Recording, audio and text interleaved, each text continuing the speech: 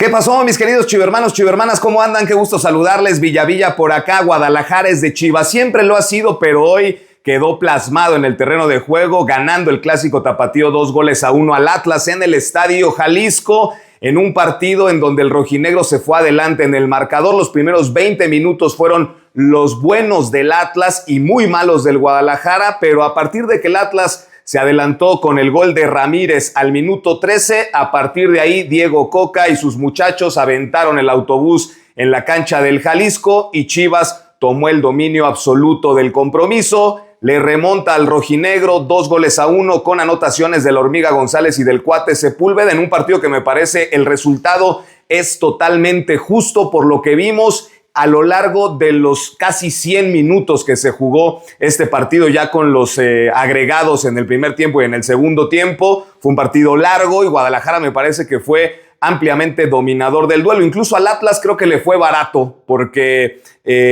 José Castillo falló una ocasión clarísima bajo el arco de Camilo Vargas y el penal que falla la Hormiga González, y de esta manera me parece que era para hasta que quedara 4-1 como lo había pronosticado en la previa del partido. Le fue barato al rojinegro porque Chivas fue verdaderamente superior en el partido. Vamos a platicar de cómo estuvo el tema de la alineación, las actuaciones individuales, lo que llama la atención de este partido, y arrancamos primero con esta imagen que nos dejó la llegada del autobús del Guadalajara al Estadio Jalisco, en donde fue recibido con latazos de cerveza, una que otra piedra que le aventaron allá al autobús del Guadalajara. Esa zona estaba repleta de seguidores del Atlas que también estaban esperando el autobús de los rojinegros, pero bueno, lamentable la situación que se presentó ahí, aventándole objetos al camión de las Chivas Rayadas del Guadalajara antes del partido. Gabriel Milito tuvo que hacer dos cambios, uno de ellos por obligación, el tema de Luis Romo, que está lesionado después del partido contra el Toluca y que se va a perder prácticamente los 3 compromisos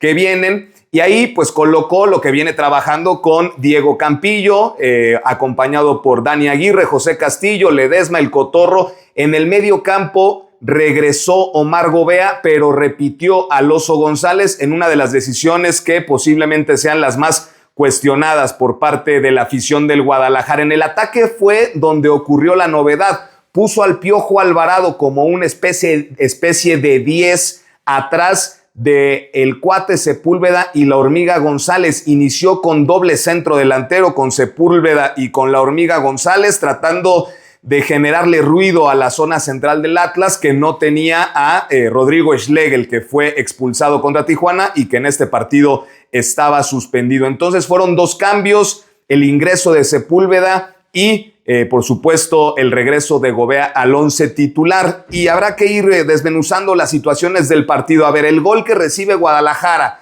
al minuto 13, pues me parece que hay responsabilidades compartidas entre que el Tala Rangel arriesga un poquito de más el balón al pasarla en esa zona de la media cancha, pero también el Oso González me parece que le faltó velocidad. Incluso hay una toma en donde parece que le pega al pasto antes de tratar de puntear la pelota. Entonces entre el Tala y entre el Oso González viene el error en la salida, equivocaciones que le pasaron a Chivas contra Cruz Azul sin cubrir a Charly Rodríguez en el gol de la victoria cementera, y al minuto 1 a Richard Ledesma en el Nemesio 10 cuando jala a Paulinho y que comete el penal que abre el marcador. Así le pasó a Chivas en este partido contra el Atlas, desatenciones que termina culminando de buena manera. A partir de ahí el Atlas echó el camión atrás. La verdad es que ya no quiso saber nada el equipo rojinegro, buscando alguna contra, algún contragolpe ahí con el paraguayo González, con Ponchito. Inició Coca sin centro delantero nominal, al Mudo Aguirre lo mandó a la banca, ya lo metió hasta el segundo tiempo, lo mismo que al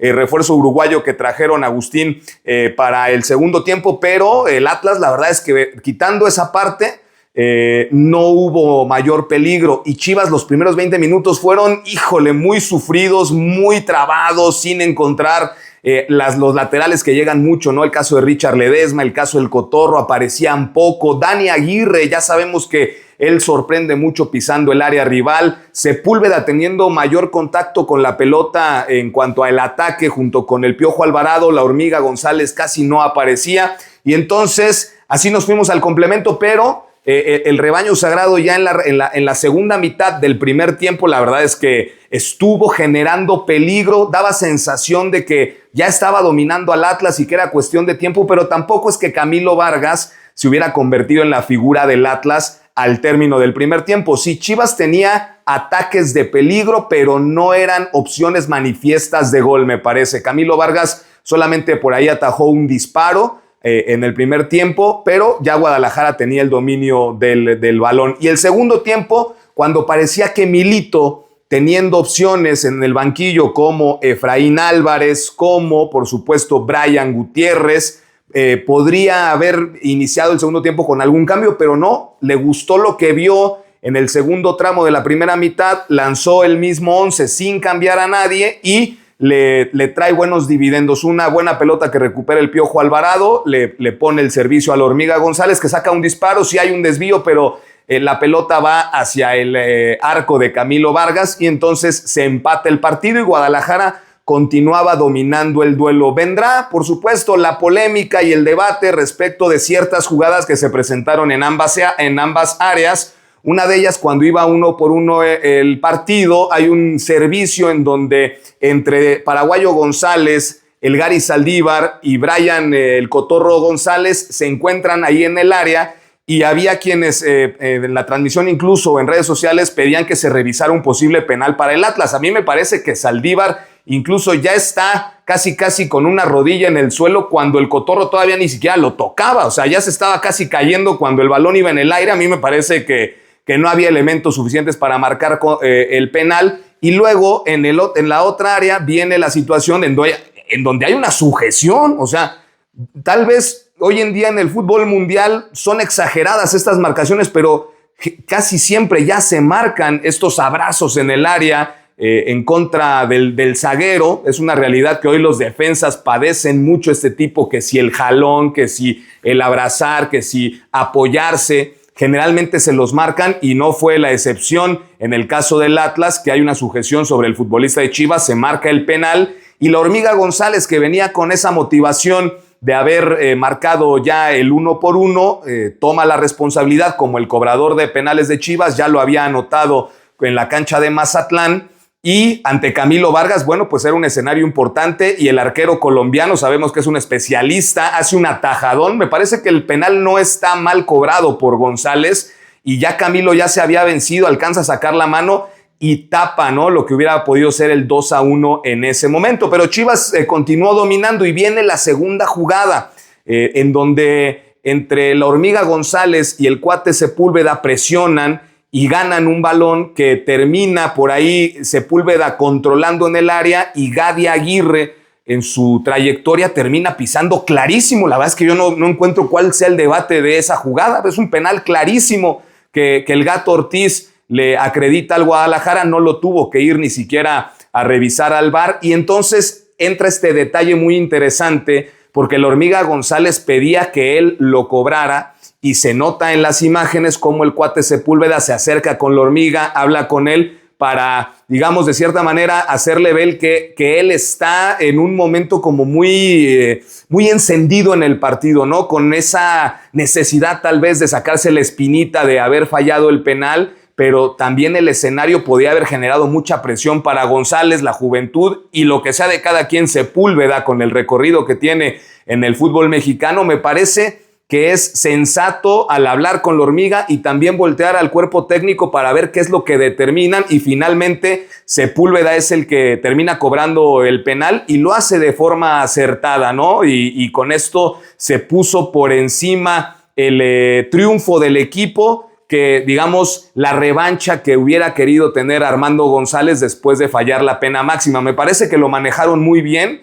Hormiga es un chavo, tiene 22 años, tiene todavía un camino por recorrer. Claro que en esos momentos le hubiera encantado tirar el penal, pero era un momento tal vez de muchísima presión, porque además era para ganar el clásico, era el segundo penal enfrentarse a Camilo Vargas, que ya es un experimentado de 1000 batallas en el fútbol mexicano. El juego mental le pudo haber costado a la Hormiga González. Entonces creo que hicieron bien en que Sepúlveda, alguien con mayor experiencia, asumiera esa responsabilidad y entonces ejecutara la pena máxima, y con esto el Guadalajara gana 2-1, muchachos, el clásico, y se mantiene ahí en esa tercera posición de la clasificación. Tiene los mismos puntos que el Toluca. Habrá que ver qué es lo que hace Toluca contra los Bravos de Juárez, pero la verdad es que Chivas creo que es justo vencedor del clásico tapatío. Muchachos, la situación ahí a monitorear es que Daniel Aguirre fue amonestado en la recta final del partido y llega a 5 tarjetas amarillas, de tal manera que Dani Aguirre no va a poder jugar la próxima semana contra Santos Laguna. En cuanto a evaluaciones así rápidamente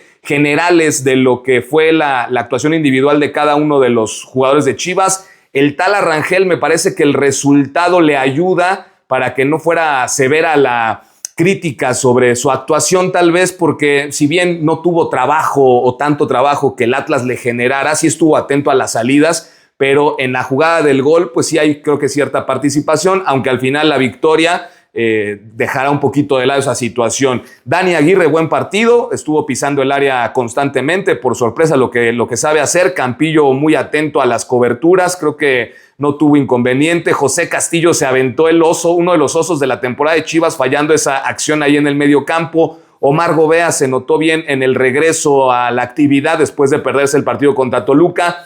El Oso González, ¿no? Esa es la gran cuestión que le generará dudas o que genera dudas entre la afición del Guadalajara, porque ¿por qué no aprovechar el buen momento que atraviesa Brian Gutiérrez y que le funcionó a Gabriel Milito al inicio del torneo? Esa dupla de Brian con Gobea venía trabajando muy bien, se habían obtenido 5 victorias consecutivas, llega el clásico, cambia a Brian, mete al Oso, le sale a Milito, pero lo repitió contra Cruz Azul y lo repitió contra Toluca y entonces ya no fue lo mismo, me parece. Ahí Brian Gutiérrez y el Oso creo que puede ser uno de los grandes dilemas que vengan para lo siguiente. El Cotorro González tuvo un primer tiempo muy complicado, el segundo mucho mejor. Richard Ledesma, fíjense que no se notó tanto, no tuvo tanta llegada Richard en este partido como lo viene haciendo en otros juegos. El Piojo Alvarado termina siendo clave recuperando la pelota que genera el empate. La Hormiga González, luz y sombra, ¿no? Anota uno de los goles, falla penal, pero me parece que tiene también la madurez para aceptar que hay momentos en donde hay que tener la cabeza fría y en este caso no se vio inconforme o molesto con la decisión de que Sepúlveda cobrara el penal. Me parece que lo termina haciendo bien Hormiga, y Sepúlveda, que creo que es de los jugadores más importantes que tuvo Chivas en el partido, más allá del penal, creo que sí tuvo una muy buena participación, muchachos. Ya hubo pocos cambios realmente en momentos clave del partido. Yo ponía ahí en mi cuenta de X que ya había que moverle, sobre todo por ahí del minuto 70, cuando el partido estaba empatado y no se veía que Chivas lograra generar más ocasiones de gol. Y Milito aguantó los cambios hasta el 85. Entró Miguelito Gómez, Brian Gutiérrez, Marín,